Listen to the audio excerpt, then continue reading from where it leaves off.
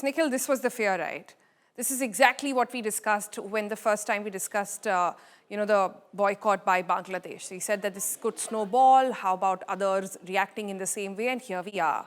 Before we go ahead into discussing what players want, what's good for the sport, politics, all of it, just tell me, what exactly do ICC guidelines say on something like this? Or is there no guideline existing on a situation?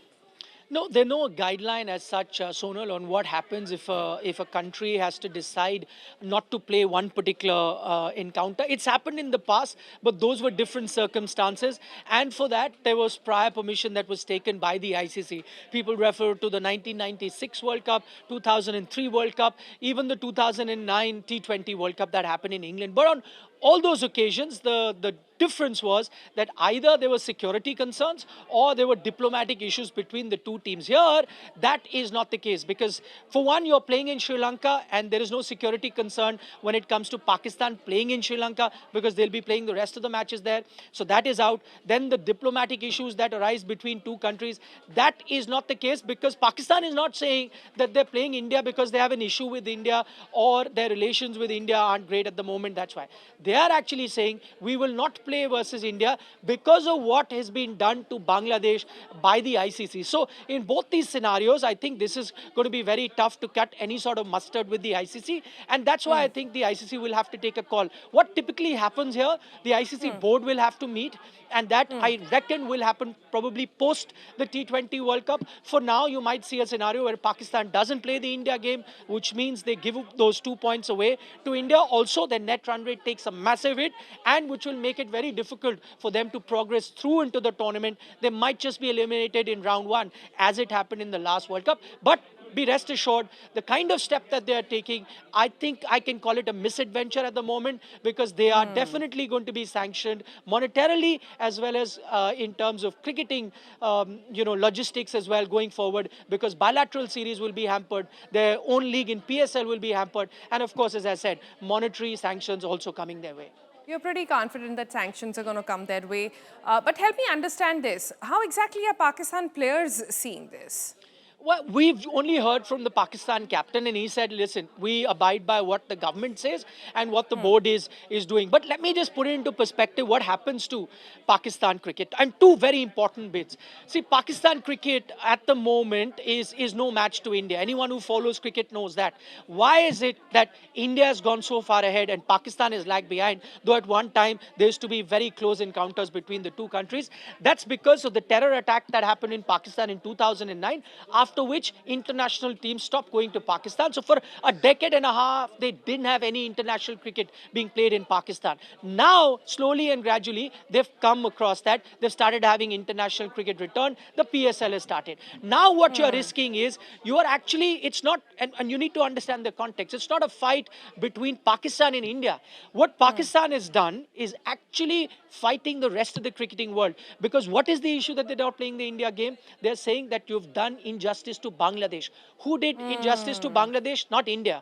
14 boards voted in favor of Bangladesh not playing. So what Pakistan is effectively saying, the rest of the cricketing world is wrong. So what happens in the future? India, Pakistan don't have bilateral series. Do you think from here on, you are going against the decision taken by the Australian board, the English board, the New Zealand board, the West Indian board? They all were in favor of Bangladesh not playing. You have an issue with that. Will bilateral cricket once again stop happening in Pakistan? Something that took their cricket back to the Ice Age. Will that happen once again? Yeah, that is a probability. PSL works because of players that play from the rest of the world, not just Indian players. Will those boards now give NOC to their players to go play the Pakistan Super League? I don't think so. They're risking all of that simply because they have said that it's not been done right for Bangladesh. But truth be told, Sonal, it cannot be. You cannot be standing up for Bangladesh. That can't be the reason. I mean, we all know this actually boils down to what happened between India and Pakistan.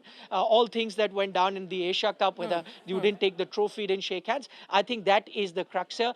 Now they're actually firing the gun on Bangladesh's shoulders, saying we'll not play versus India. Yeah, but what exactly is Pakistan cricket board really thinking, and what are the politicians thinking? What exactly do they stand to gain by all of this? They are in minority very clearly. Their cricketers lose, their country loses ranking, revenue, all of that. What exactly are they thinking? As I said, I think this is a two things that you can look at here. One is, of course, the personal ego of the man who's heading the Pakistan Cricket Board. He also happens to be the Interior Minister of Pakistan, which is like, the equivalent of our Home Minister. Now, he, remember, was the person who was standing on the podium and India refused to take the trophy from him. So he still kept the trophy in the office of the UAE not given cricket it. in Dubai. So that one incident. Of course, we know that they weren't very happy with Indian team refusing to shake hands. So either it could be an ego of one individual. The other thing that you can look at it, because it's the government that's taken a call, it could be a geopolitical sort of a, extending of a hand of friendship towards Bangladesh. Maybe Pakistan perceives, we've heard it from the Indian government, that Operation Sindoor is ongoing. Maybe they foresee some sort of skirmish at the border. So, to have another ally in Bangladesh to open two fronts versus India. So it could be a very political decision that they are taking at the moment. But they are sacrificing cricket because, as I said, apart from the sanctions, let me tell you what is going to be the immediate impact. I'm going to sum it up in a couple of sentences. See, total revenue that comes from the ICC is $600 million. India get 228, the lion's share of that revenue, $228 million. About $55 million is what Pakistan gets. Now, everyone will see this figure and say, listen, Pakistan has done it. India stand to lose far more than Pakistan, 200 plus million dollars. We just have 50. But what you forget is the minute details. That $55 million that Pakistan gets is about 70% of their total cricketing revenue. The $250 plus million that India gets from ICC is less than 10% of India's total revenue. So what happens? India stand to lose about 5% of their total revenue. Pakistan is closing in on 70%. Who is it going to hurt? It's going to hurt Pakistan. And this one final question that I have, and I've been to Pakistan. I know the people in Pakistan love their cricket. Some may be high on ultra-nationalism. But there's one question I think they should ask Mr. Naqvi, and that is that when all things were being done to Pakistan, not shaking of hands, not taking the trophy, even then Pakistan said, no, we will play India. So they were okay playing India even when they felt hurt. Now it's happened to Bangladesh, and Pakistan is saying we will not play India, risking their chances of not just sanctions, of going through in the tournament. How must a Pakistan cricket fan feel at the moment that you are sacrificing their cricket for your personal ego, or maybe it's geopolitics?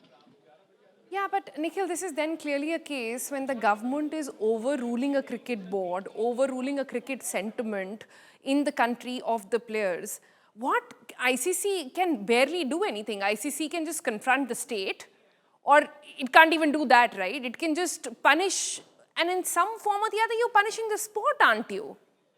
Well, unfortunately, that's how the cookie crumbles, Sonal. It is incumbent on the board of that cricketing nation to convince their government, help them see what is it that it's going to do to cricket. But, it is unfortunate, but we've seen the sport of cricket being sacrificed at the altar of geopolitics. Not now, it's happened for a very long time. I mean, as we speak, Pakistan took that decision of not playing India. On that day, that is yesterday, Pakistan were playing an under-19 Cricket World Cup match versus India. You'll have a scenario where Bangladesh is not coming to India for the World Cup, but their shooters are going to be traveling to India in a short while from now to participate.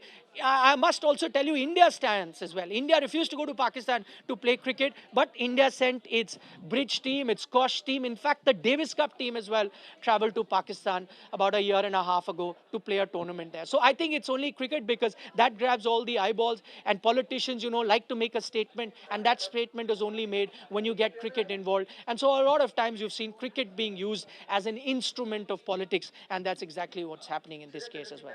Nikhil, every time you say this could happen, it actually happens. So requesting you to not.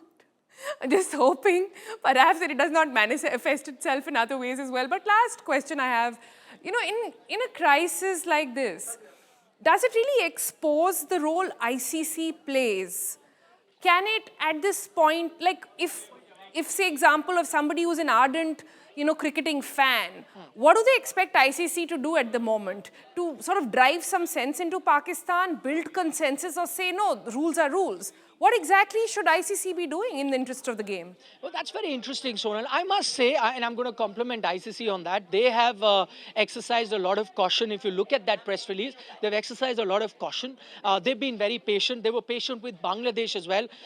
When Bangladesh said they don't want to play in India, they didn't, just took a high-handed decision immediately. They, in fact, had a couple of meetings with them over video conferencing, traveled to Bangladesh, tried to see them the bigger picture, but it didn't happen on that occasion. And similarly with Pakistan, if you look at the latest release, they say that this selective participation is against the spirit of the sport, it's against the sanctity of the sport.